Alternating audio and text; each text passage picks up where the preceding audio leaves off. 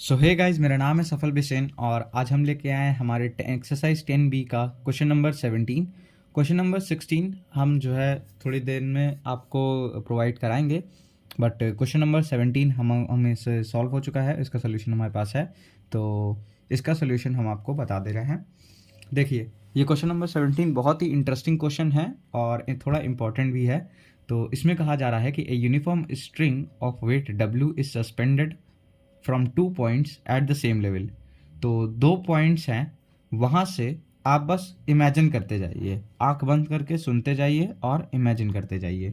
ठीक, तो आपकी एक यूनिफॉर्म स्ट्रिंग है जो कि किसी 2 पॉइंट्स से हैंग करी गई है, 2 पॉइंट्स के बीच में, और वो दोनों पॉइंट्स हमारे सेम हॉरिजॉन्टल लेवल पे हैं। तो आई होप आप इमेजिन कर पा रहे होंगे कि किस तरह की हमारी जो स्ट्रिंग है वो इस समय बनी हुई है। इस स्ट्रिंग का वेट W है। अब क्या किया जा रहा है, इस स्ट्रिंग की जो हमारी कैटेनरी बनी हुई है, इस कैटेनरी के लोवेस्ट पॉइंट पे हमने W डैश वेट जो है लटका दिया, और लटकाने के बाद इस स्ट्रिंग का शेप थोड़ा सा चेंज होता है, क्योंकि वो दोनों फिक्स पॉइंट थे तो वो मूव नहीं किए इसके एंड पॉइंट्स हमारे स्ट्रिंग के। बट इस स्ट्रिंग का जो कैटेनरी थी वो हमारी थोड़ी सी चेंज हो गई, और चेंज होने के बाद जो इसका लोवेस्ट पॉइंट, मतलब चेंज होने के बाद ये जो कैटेनरी फॉर्म हुई है, अभी जो हमने W डैश वेट इस पर लटका दिया है, उसके बाद जो कैटेनरी हमारी फॉर्म हुई है, उस कैटेनरी पे जो हमारे हाईएस्ट पॉइंट का, जो मतलब कि जहाँ पे हमने उन दोनों मतलब जिस पॉइंट ऑफ सपोर्ट की हम बात कर रहे हैं, तो हाईएस्ट पॉइंट का जो इंक्लिनेशन है या फिर टेंजेंट है वो हमारे हॉरिजॉन्टल से अल्फा एंगल बना रही है, और लोवेस्ट पॉइंट की जो टेंजेंट है वो हमारे हॉरिजॉन्टल से कितना पॉइंट बना रही है, बीटा पॉइंट बना रही है। ठीक, तो आई होप आपको ये क्वेश्चन थोड़ा थोड़ा समझ में आया होगा। उसके बाद हमको क्या प्रूफ करने को कह रहा है कि tan alpha upon tan beta is equals to 1 plus W upon W dash. W यहाँ पे वेट ऑफ द चेन है, वेट ऑफ द स्ट्रिंग है, और W डैश हमारा जो वेट लटकाया गया है वो है। तो आइए हम इस क्वेश्चन को कुछ अलग तरीके से अप्रोच करेंगे। हम इसका सोल्यूशन लिखते जाएंगे और डायग्राम अब की बार वैसे वैसे बनाते जाएंगे। चलिए, तो इस क्वेश्चन में हमसे क्या कहता है, इसका हम सबसे पहले यहाँ पे सोल्यूशन लिखते हैं। तो a uniform string of weight W। तो देखिए, हमारे पास क्या है, एक यूनिफॉर्म स्ट्रिंग है W वेट की। ये हमारी मान लेते हैं लाइन हो गई, हॉरिजॉन्टल लाइन, और इस हॉरिजॉन्टल लाइन पे एक स्ट्रिंग लटकाई गई थी जिसका वेट कितना था, W। तो और थोड़ा बड़ा बनाते हैं फिगर यहाँ पे। तो मान लेते हैं कि ये हमारी क्या थी, स्ट्रिंग थी जो कि हमने हैंग करी थी, जिसका वेट कितना था, W।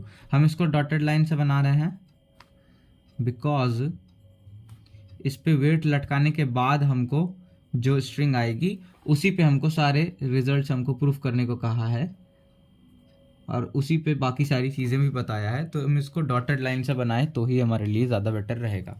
अब इसके इस लोवेस्ट पॉइंट पे हमने क्या किया, हमने एक वेट डाला। इस पॉइंट को हम मान लेते हैं A, और इस पॉइंट को हम मान लेते हैं B।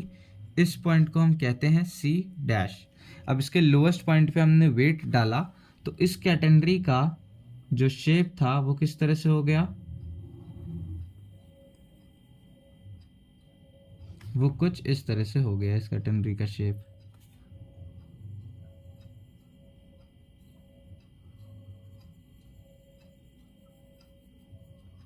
इस कैटेनरी का शेप किस तरह से, कुछ इस तरह से हो गया। ये अब की बार इसका लोएस्ट पॉइंट बन गया, और इसको हम कह रहे हैं C डबल डैश। ठीक है, अब इसके बाद क्या कहा, और इस पे हमारा क्या है, वेट W एक्ट कर रहा है,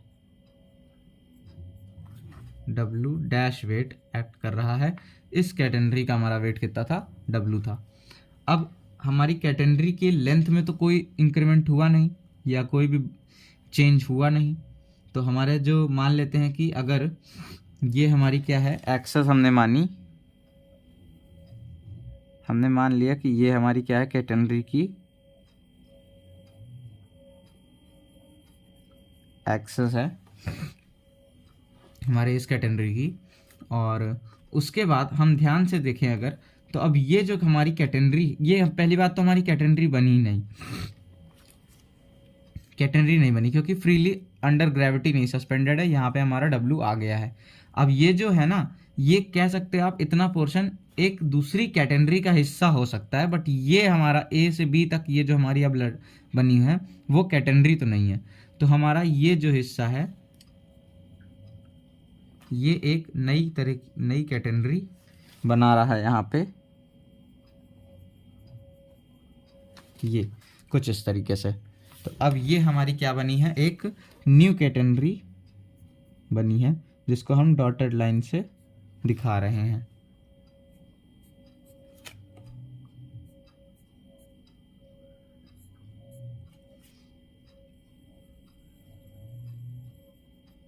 ठीक, उसके बाद क्या कहा कि हमारा जो लोएस्ट पॉइंट है और जो हाँ अल्फा और बीटा क्या है, हमारा इंक्लिनेशन है हॉरिजॉन्टल से टेंजेंट का, हाईएस्ट और लोएस्ट पॉइंट का। कौन सी कैटेनरी की बात कर रहा है अब ये हमारे ए से ये वाली कैटेनरी की बात कर रहा है, ए से ये जो बी तक गई है, और इस कैटेनरी पे कह रहा है इस हाईएस्ट पॉइंट और इस लोएस्ट पॉइंट पे जो टेंजेंट है, इस हाईएस्ट पॉइंट पे जो टेंजेंट है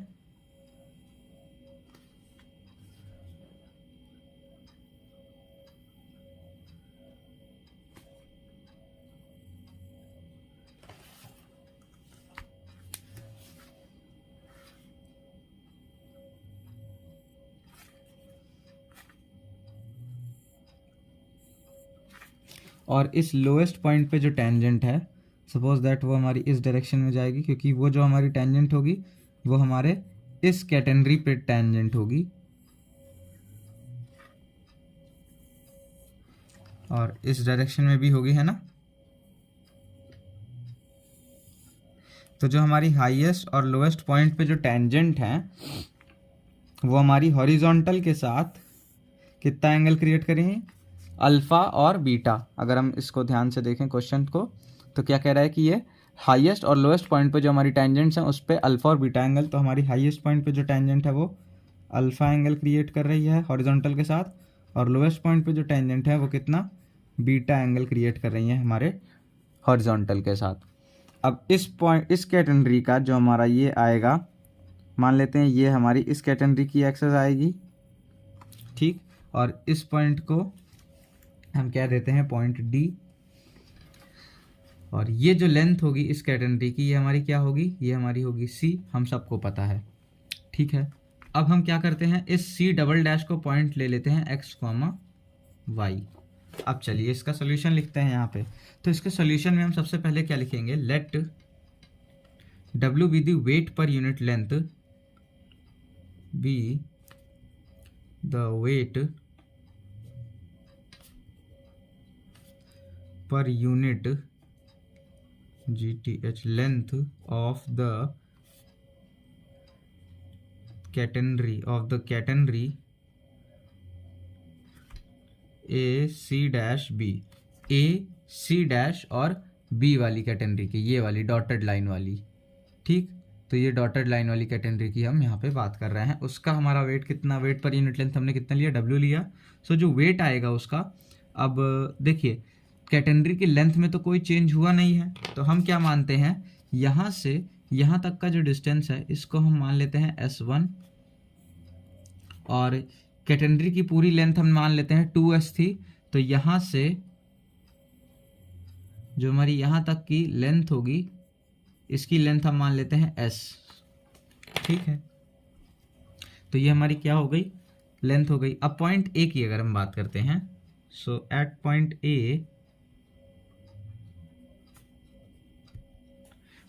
ए पे हमारे पास क्या है, देखिए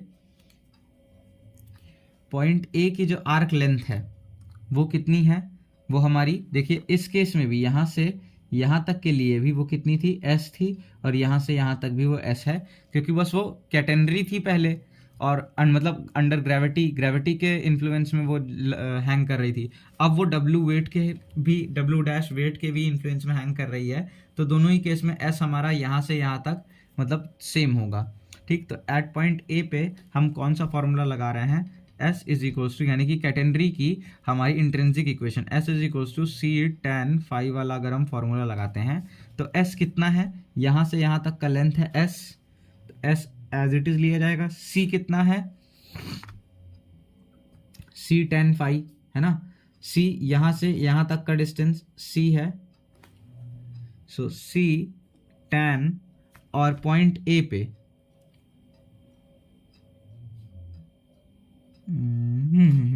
यहाँ, हाँ सॉरी एक मिनट, आप पॉइंट ए की बात कर रहे हैं, बट सॉरी वो गलती से मैंने ये वाली चेन बता दी, कैटेगरी बता दी।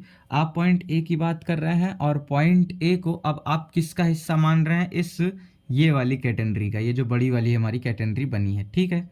अब इस पॉइंट ए का यहाँ से जो हमारी आर्क लेंथ है वो कितनी है, एस है ना।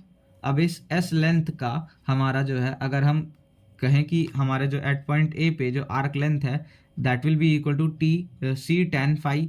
तो सी tan फाई की जब हम बात करते हैं तो S will be equal to C tan, इस पॉइंट ए पे फाई की वैल्यू क्या है, अल्फा है, सो अल्फा, ठीक। अच्छा हाँ, तो यहाँ से यहाँ तक की डिस्टेंस की बात होगी, सो ये हम क्या कहेंगे, ये हमारा हो जाएगा S1 प्लस एस, है ना।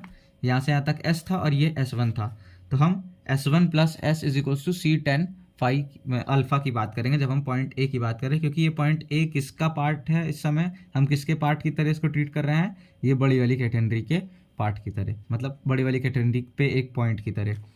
अब उसके बाद at point C double dash, अब इस सी डबल डैश की पॉइंट की बात करें तो हमारा इसकी आर्क लेंथ कितनी है, S1 है, S1 will be equal to C tan phi की जगह पे क्या है, इस पॉइंट की हॉरिजॉन्टल से एंगल कितना है, बीटा है, सो सी tan बीटा। अब यहाँ से अगर हम tan alpha upon tan beta जो कि हमको फाइंड आउट करना है वो अगर हम फाइंड आउट करते हैं, so equation 1 equation number 2 from 1 into tan alpha upon tan beta कितना आ जाएगा, यहाँ से ये आ जाएगा, सी से सी तो कैंसिल आउट हो जाएगा, S1 plus S upon S1, सो ये हमारा आगे कितना आएगा, tan alpha upon tan beta will be equal to S1 यानी कि 1 प्लस एस अपॉन S1। अब अगर हम दोनों तरफ on multiplying PLYING on multiplying W weight per unit length जो हमने माना है W ऑन मतलब इसमें और इसमें with S and S1 we get, हमको क्या मिलेगा, we get tan alpha upon tan beta is equal to 1 plus WS upon S1। So W के साथ साथ WS1, अब W के साथ साथ ना आप ऐसा कीजिए 2 भी ऐड कर लीजिए, है ना, विथ 2W के साथ अगर हम मल्टीप्लाई कर रहे हैं तो यहाँ पे 2 और यहाँ पे 2 आ जाएगा। तो अब हमारे पास क्या आ जाएगा, this will comes as tan alpha upon tan beta is equal to 1 plus 2WS, यानी कि इस कैटेगरी की लेंथ कितनी थी, 2S थी, क्योंकि हाफ पार्ट इसका S है, तो 2S इसकी लेंथ थी, W weight per unit length, तो ये कितना हो गया, वेट ऑफ द कैटेगरी के बराबर हो गया ये 2WS, है ना। सो ये हमारा कितना आ गया, वेट ऑफ द कैटेगरी के बराबर अपॉन में 2WS1, ठीक है। अब हम अगर यहाँ पे बात करें तो ये हमारा कितना आएगा फिर, सो अब अगर इस पे बात करते हैं, इस पॉइंट पे देखिए, अगर आप सी डबल डैश पॉइंट की बात करें यहाँ पे, तो यहाँ पे अगर आप देख सकते हैं कि ये जो पॉइंट है सी डबल डैश, इस पे हमारे ये टेंजेंशियल डायरेक्शन है, यानी कि इस पॉइंट पे टेंशन की डायरेक्शन क्या होगी, यहाँ और इस डायरेक्शन में होगी टेंशन, है ना। मान लेते हैं कि T2 टेंशन जो है इस डायरेक्शन में लग रही है, T2 हमारी क्या है, टेंशन इस डायरेक्शन में लग रही है। तो अगर हम यहाँ पे हॉरिजॉन्टल ड्रॉ करते हैं तो ये एंगल बीटा होगा और ये एंगल भी हमारा कितना होगा, बीटा होगा, यहाँ से हमको पता लग रहा है ना। अब इस डायरेक्शन में जो टेंजेंट लग रही होगी, वो टेंशन लग रही होगी, वो T2 कॉस बीटा होगी, और इस डायरेक्शन में भी T2 कॉस बीटा होगी, और इस ऊपर के डायरेक्शन में इस वाली टेंशन की वजह से T2 कॉस बीटा, अरे T2 साइन बीटा, और इस वाली टेंशन की वजह से T2 साइन बीटा, तो टोटल यहाँ पे 2T2 साइन बीटा टेंशन ऊपर लग रही होगी, और वो जैसे कि ये जो हमारी बड़ी वाली कैटेनरी है वो इक्विलिब्रियम पे है, तो इक्विलिब्रियम पे है, इसका मतलब क्या है कि ये जो हमारा टेंशन ऊपर की तरफ इसको खींच रहा है, ये नीचे जो डब्ल्यू वेट हमने लटकाया है उससे क्या करा जा रहा है, बैलेंस किया जा रहा है। तो हम कह सकते हैं कि 2T2 sine beta is equal to W, है ना। यहाँ कर सकते हैं at the position of equilibrium करके आप लिख लीजिए, at the position of EQUILIBRIUM, at the position of equilibrium 2T2 sine beta is equals to W. फिर हमारे पास क्या आ जाता है, साइन बीटा और डब्ल्यू। तो यहाँ से आप क्या करते हैं, T2 देखिए, इस पॉइंट पे लगने वाली टेंशन को हमने कहा है T2। हम जानते हैं since tension is equal to C